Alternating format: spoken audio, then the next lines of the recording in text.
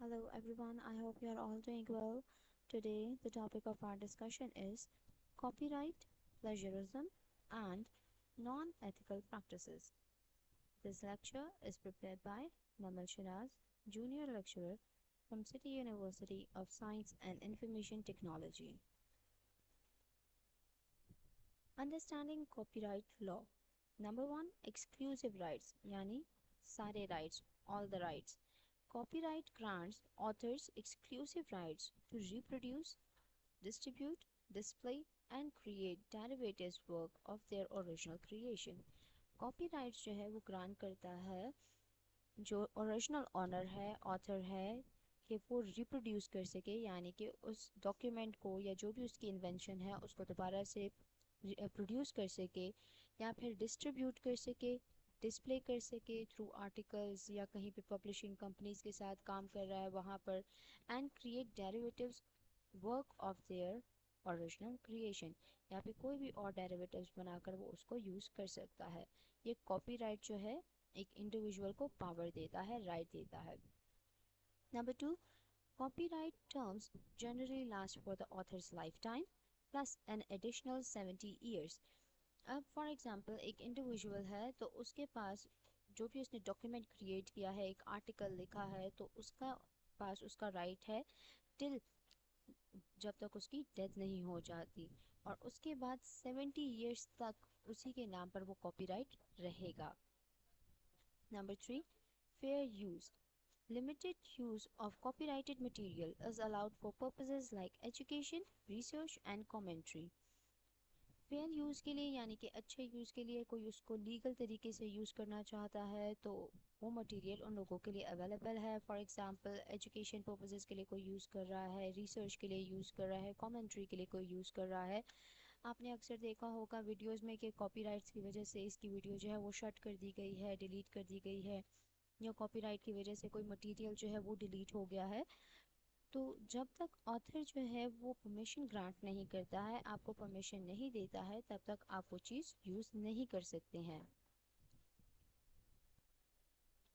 Defining plagiarism and it's consequences अब plagiarism क्या होता है और उसके क्या कॉन्सिक्वेंसेस आते हैं हमारे पास what is plagiarism plagiarism is the unattributed use of another person's idea, words or work without proper citation.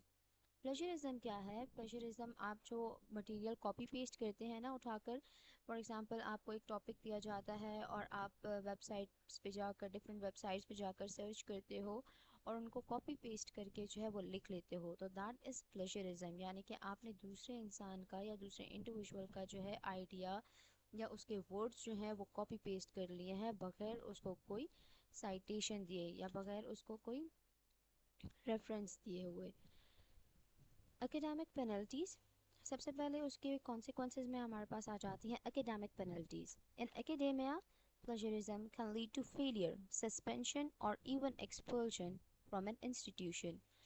अब जब एकेडमिक्स की बात आती है तो अगर तो कोई इंडिविजुअल या कोई स्टूडेंट जो है वो कॉपीराइटेड मटेरियल या प्लेजराइज्ड मटेरियल यूज़ करता है तो क्या होता है कि उसको या तो फेल कर दिया जाता है या फिर उसको सस्पेंड कर देते हैं यूनिवर्सिटी कॉलेज या जहाँ पे भी वो स्टडी कर रहा है या फिर उसको कम्प्लीटली एक्सपेल कर देते हैं from an institution professional repercussions in the engineering industry plagiarism can result in loss of reputation legal action or even termination of employment अब हम इंजीनियरिंग इंडस्ट्री की बात करें तो वहाँ पे कैसे प्लेजरिज्म हो सकता है कि अगर फॉर एग्जांपल आपने किसी का जो मटेरियल है या किसी का जो पेपर है पब्लिश उसने किया है उसको एज इट इज़ कॉपी करके अपना नेम देकर पब्लिश कर रहे हो तो वो प्लेजराइज्ड होगा हमारे पास बहुत सारे डिफरेंट सॉफ्टवेयर्स हैं जो कि हमें बताते हैं कि कौन सी वर्ड्स जो हैं वो प्लेजराइज्ड हैं कौन सी लाइंस प्लेजराइज्ड हैं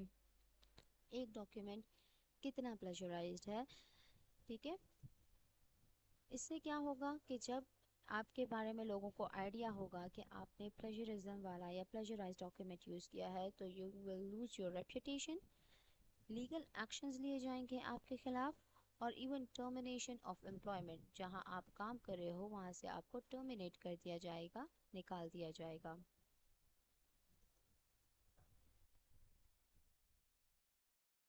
Proper citation and attribution. In-text citations, citing sources within the body of your work, such as Smith, 2020 brackets closed or 1. इसका मतलब है कि अगर आप कोई डॉक्यूमेंट जो है लिख रहे हो, कोई आर्टिकल लिख रहे हो और आपने किसी के वर्क से, आर्टिकल से वो चीज़ कॉपी की है, तो आपको पहले तो उसको अपने वर्ड्स में चेंज करके लिखना होता है, क्योंकि अगर नहीं करेंगे तो प्लेजरिज्म आ जाएगा। सेकेंडली, आपने जो भी मटेरियल जहाँ से भी लिया होगा उसके आगे जो है आप उनको रेफरेंस दोगे। फॉर एग्जांपल यहाँ पे जैसे लिखा हुआ है स्मिथ, 2020 ब्रैकेट्स में, या फिर आप 1 लिख कर तो आप अकॉर्डिंगली उसको रेफ़र कर सकते हैं। ये आ जाती हैं आपकी इन टेक्स्ट साइटेशंस कि आप टेक्स्ट के दौरान ही वो साइटेशंस उनको प्रोवाइड कर रहे हैं, या एक पैराग्राफ लिख रहे हैं, उसमें आपने जो जो लाइन या जो जो पैराग्राफ जो है आपने डिफरेंट जगहों से लिया है, डिफरेंट लोगों का लिया है, तो अकॉर्डिंगली आप उस तरह से मेंशन करेंगे। ये रिसर्च पर्पसेस में मोस्टली यूज़ होता है, लेकिन हमारे नॉर्मल, अगर हम नॉर्मली भी कोई डॉक्यूमेंट पब्लिश करना चाह रहे हैं या कोई वर्क प्रेजेंट करना चाहते हैं, तो हम इन टेक्स्ट साइटेशंस को यूज़ करते हैं। Reference lists, providing a comprehensive list of all resources, all sources used at the end of your document. अब एट द एंड आपने क्या करना है, आपका डॉक्यूमेंट कंप्लीट हो गया है, आपने प्रॉपर साइटेशंस भी, इन-टेक्स्ट साइटेशंस भी प्रोवाइड की हुई हैं। एट द एंड क्या है कि आपने लिस्ट ऑफ रेफरेंसेस जो है वो लिखने होते हैं। रेफरेंसेस लिखने का अपना एक एपीए स्टाइल होता है, एपीए के थ्रू आप जान सकते हो कि कैसे आपने रेफरेंसेस लिखने हैं, और अकॉर्डिंगली अल्फ़ाबेटिकल ऑर्डर में जो है आपको रेफरेंसेस लिखने होते हैं। जितने भी आपने इन टेक्स्ट साइटेशंस यूज़ की होती हैं उनको अपने रेफरेंसेस में नोट करेंगे। Style guides, following established citation styles like APA, MLA और IEE to ensure consistency. अब आप जो भी स्टाइल गाइड यूज़ कर रहे हो, APA यूज़ कर रहे हो, MLA यूज़ कर रहे हो, IEE यूज़ कर रहे हो, तो मेक श्योर कि आपके पूरे डॉक्यूमेंट में सेम ही चीज़ को फॉलो करो। फॉर एग्जांपल आप APA मेथड फॉलो कर रहे हो तो APA का ही सारा कुछ होगा, इंटेक्स साइटेशंस भी, रेफरेंस भी, जो आपके जितने भी फॉन्ट स्टाइल आ जाता है, फॉन्ट साइज़ आ जाता है, सारा कुछ APA के अकॉर्डिंग होगा। सिमिलरली MLA यूज़ कर रहे हो, IEE यूज़ कर रहे हो, तो सब चीज़ें उसके अकॉर्डिंग होनी चाहिए।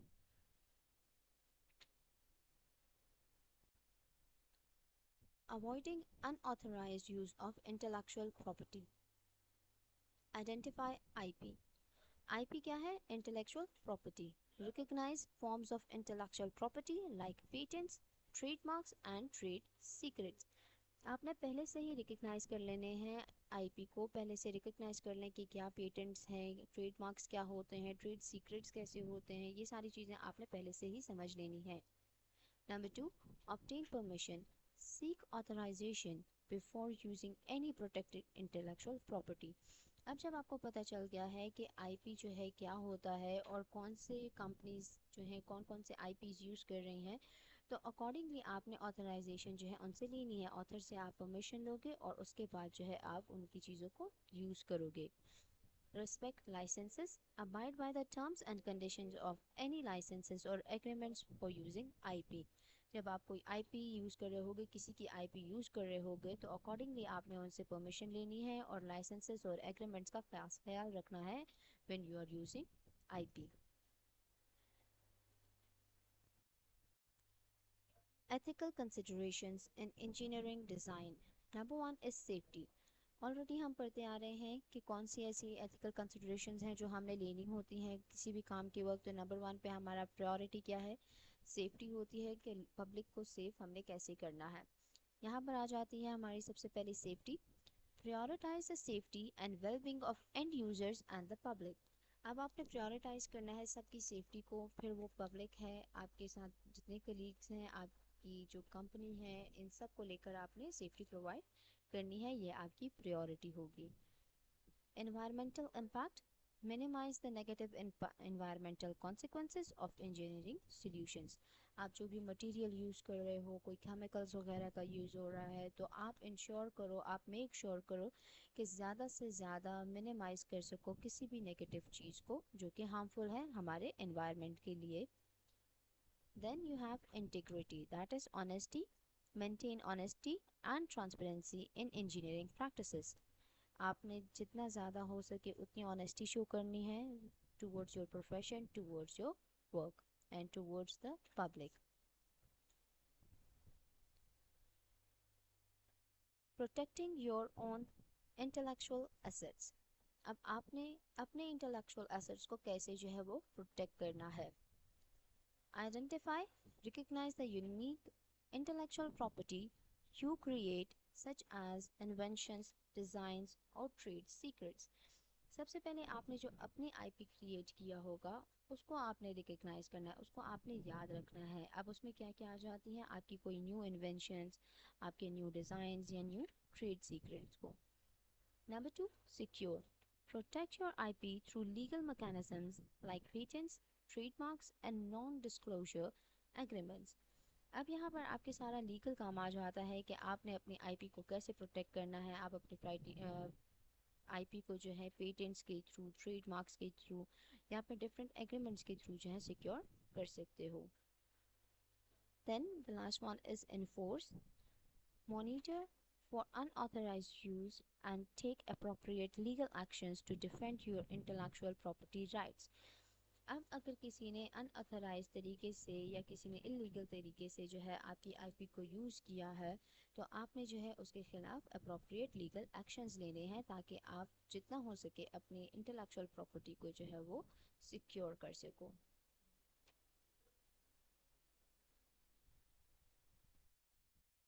Fostering a culture of integrity in engineering.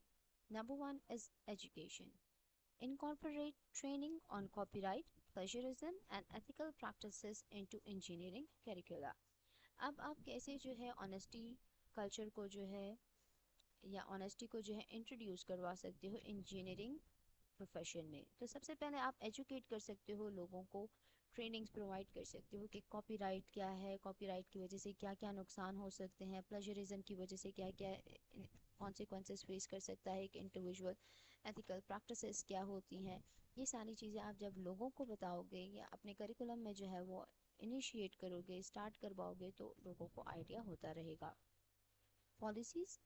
Establish clear organizational policies and guidelines for the responsible use of intellectual property. अब हम किसी भी ऑर्गेनाइजेशन में, जिस ऑर्गेनाइजेशन में हम काम कर रहे हैं, तो हम उनको ये कह सकते हैं कि अपनी पॉलिसीज़ में ये चीज़ भी ऐड कर दें कि आईपी जो है, इंटेलेक्चुअल प्रॉपर्टी जो है वो लिमिटेड है और अगर किसी को उसका यूज़ करना है तो अकॉर्डिंगली ऑथर से जो है वो परमिशन ले. Mentorship. Encourage experienced engineers to mentor and guide younger professionals in ethical decision. अब आपके जो मेंटोर्स हैं यानी आपके सीनियर्स, आपके टीचर्स, उन सबको चाहिए कि वो जो आने वाले यंगर प्रोफेशनल्स हैं उनको गाइडलाइंस प्रोवाइड करें, उनको हेल्प आउट करें कि कैसे वो इंजीनियरिंग प्रोफेशन में स्टे कर सकते हैं, कैसे वो ऑनेस्टी या इंटीग्रिटी जो है वो शो कर सकते हैं. Then you have accountability. Implement robust system for monitoring, reporting and addressing non-ethical behavior. Already ये चीज़ भी हम स्टडी कर चुके हैं कि अगर तो आपको ये पता चलता है कि आपका कोई कलीग है, आपका कोई फ्रेंड है, वो नॉन एथिकल प्रैक्टिसेस में इन्वॉल्व है, नॉन एथिकल बिहेवियर्स में इन्वॉल्व है, तो उसको आपने रिपोर्ट करना है on time. This was the end of your lecture. Thank you.